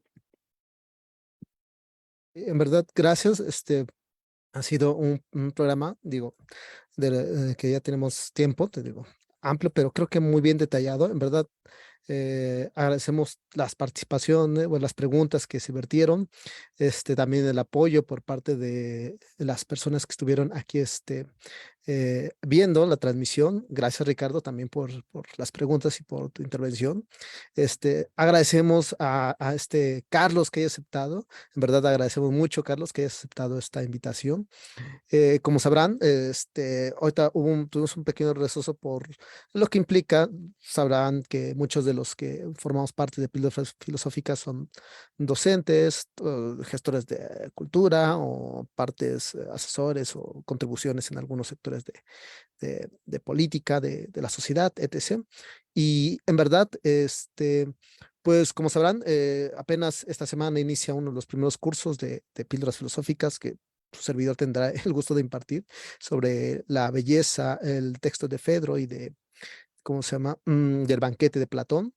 Posteriormente, la otra semana inicia el otro curso sobre Leo Strauss y Maquiavelo, como para una especie de análisis sobre lo que es ejercicios políticos y de emprendimiento. Y cerramos con un curso dedicado al guía de perplejos de Moshe Ben Maimón, ¿no? Pero bueno, esto lo iremos anunciando ahí poco a poco en la página de Facebook y en nuestras distintas plataformas. Y de igual manera, no sé si quieras, ahora sí que decir dónde te pueden encontrar, dónde pueden leer tus textos, algo que quieran, si alguien que te quiera contactar, preguntarte acerca de tus cursos o lo que impartes, Carlos, ahora sí que eres libre de darte publicidad. Pues muchas gracias, Fabián. Muchas gracias también a los escuchas. Pues muy agradecido también por la invitación. Para mí, pues es un gran placer poder compartir sobre estos temas. Pues yo estoy en Instagram como cóctel-performer y bueno, en Facebook estoy como Carlos Rojas.